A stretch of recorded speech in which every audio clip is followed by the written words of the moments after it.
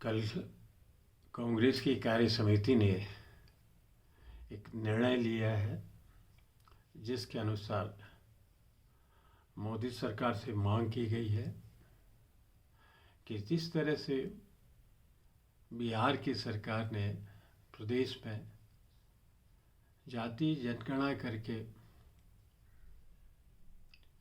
समाज में विभिन्न वर्गों, विभिन्न जातियों की आर्थिक सामाजिक स्थितियों का पता लगाने की कोशिश की है। मोदी सरकार को भी देश के अंदर जाति जनगणना को शुरू करना चाहिए और मांग की गई है जो जनसंख्या 2021 की सेंसस अभी तक रुका पड़ा है उसको अब और न डिले करके तुरंत जनगणना की जाए और जनगणना में जाति जनगणना के आंकड़े भी इकट्ठे किए जाएं जिससे कि देश के विभिन्न वर्गों, विभिन्न जाति समूह की आर्थिक सामाजिक स्थितियों का आंकलन किया जा सके और उसके अनुरूप देश में विकास की सामाजिक, सांस्कृतिक, साहित्य, आर्थिक संसाधनों को सम वितरण हो सके, उसके नीति बनाई जा सके।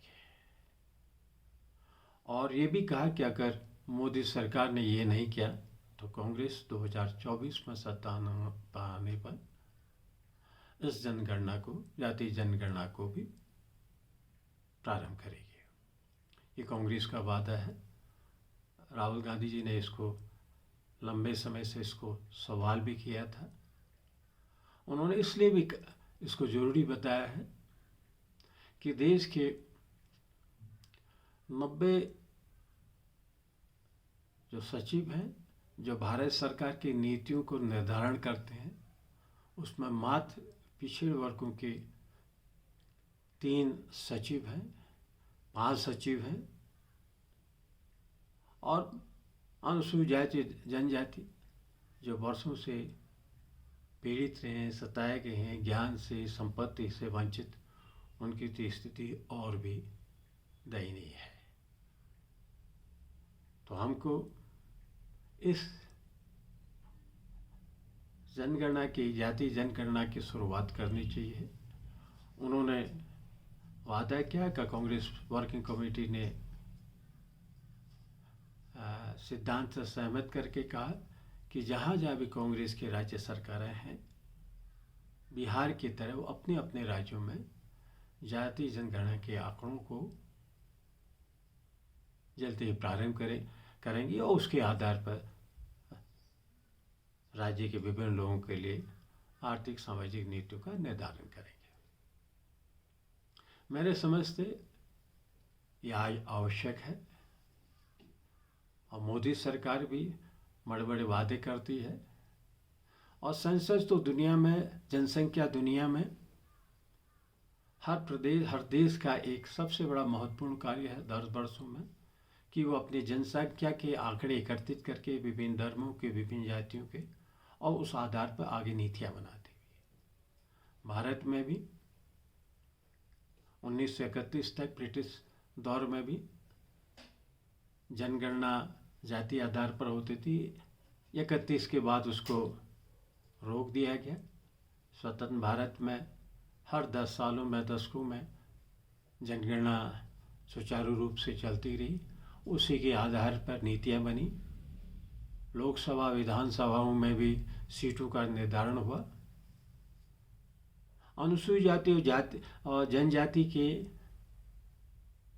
आंकड़े कास्ट सेंसस के जनसंख्या के हमेशा हिस्से रहे हैं और उसी आधार पर उनको सरकारी नौकरियों में, विधानसभाओं में, लोकसभाओं में, सरकारी नौकरियों में उनकी हिस्सेदारी सुनिश्चित की जाती है। एक लंबे दौर तक अनुसूचित जाति और जनजातियों में भी उनकी जो विभिन्न अलग अलग उप जातियाँ हैं, उनकी भी टोटल आंकड़े इकट्ठा किए जाते थे। बाद के कुछ दौर में अनुसूचित जाति SC ST के क्लब करके उनकी जनसंख्या के आंकड़े इकट्ठे किए, जो आज भी जारी है। विभिन्न धार्मिक समूह के आंकड़े भी इकट्ठे किए जा सकते हैं। इससे हमारे देश के अंदर हमको पता चलता है कि हमारी जो जनसंख्या की बनावट है उसमें अलग अलग लोगों की कितने हिस्सेदारी है। ये बहुत सा साधारण सा प्रश्न है, सवाल भी है, और कांग्रेस सरकार ने 2011 में इसकी शुरुआत भी की थी। एक देश में आर्थिक सामाजिक सर्वेक्षण के माध्यम से विभिन्न जातियों की स्थितियों, उनकी संख्या के बारे में जनसंख्या के आंकड़े इकट्ठे किए गए थे। लेकिन सरकार बदलने के बाद मोदी सरकार ने उन आंकड़ों को सार्वजनिक करना उचित नहीं समझा। आज पूरे देश में ये मांग हो रही है कि देश के विभिन्न साधनों में, संसाधनों में हर वर्ग की, अलग अलग वर्गों, अलग जातियों की, अलग धार्मिक समूह की क्या हिस्सेदारी है, जिससे कि जो कम पिछड़ गए हैं उनके विकास के लिए और नीतियां निर्धारित कर सके। मैं समझता हूँ इसको मोदी सरकार को, जो नया सेंसस जिसको उन्होंने लंबे दौर से स्थगित किया है, महिला आरक्षण के बाद भी कहा है कि जैसे ही सेंसस शुरू होगा उसके आधार पर डिलिमिटेशन तय होगा, हम महिलाओं के सीटों को आरक्षित करेंगे। तो जनसंख्या का होना रुकने वाला नहीं है, चाहे लोकसभा के चुनाव के आधार पर के बाद हो। तो उसी आधार जब हम देश की जनगणना शुरू कर रहे हों तो उन जनगणनाओं में जाति जनगणना को भी उसका एक हिस्सा बनाया जाएगा, तो देश के लिए के व्यापक हित में होगा। उसी तरह जब विभिन्न राज्य आगे बढ़ रहे हैं, उत्तराखंड राज्य से भी अनुरोध है, उम्मीद तो नहीं है लेकिन मांग हमारी है, ये हमारा लोकतांत्रिक है, उत्तराखंड राज्य में भी क्यों नहीं आप विभिन्न जातियों की जनगणना निर्धारित करें, चिन्हित करें, जिससे कि लोगों को विभिन्न जाति समूह की, विभिन्न धार्मिक समूह की सामाजिक आर्थिक स्थिति का आकलन करने का मौका मिले, और उस आधार पर राज्य अपने विभिन्न समूह के लिए आर्थिक सामाजिक नीतियाँ तय करने में उसको मदद मिलेगी।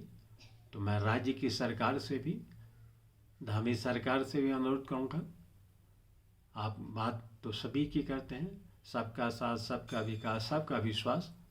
एक बार राज्य के अंदर आप क्यों नहीं इस राज्य की जनसंख्या के अलग अलग समूह की हिस्सेदारी क्या है, उनकी संख्या क्या है, इसके भी आकलन आप करें, जिससे कि राज्य में सभी वर्गों के लिए आर्थिक सामाजिक विकास की नीतियाँ तय करने में राज्य को मदद मिल सके। मेरा मानना है कि आज के इस दौर में जब विकास के अलग अलग आयाम निकले, आर्थिक विषमताएँ बढ़ रही हैं, आर्थिक संसाधनों पर कुछ लोगों का कब्जा बढ़ रहा है, तो ऐसे में राज्य के अंदर जो हमारे विविध आर्थिक संसाधन है उनकी स्थिति, राज्य के अंदर विभिन्न जो रहने वाले जाति धार्मिक समूह हैं उनकी स्थिति, आर्थिक सामाजिक स्थिति, इन सब के जानने के लिए हमारा राज्य में के जातियों के आधार पर भी जनसंख्या को हम सुनिश्चित करेंगे, तो उससे राज्य के विकास में ही हमको मदद मिलेगी। इसी आशा विश्वास के साथ सभी साथियों से मैं विदा लेता हूँ। जय हिंद, जय भारत।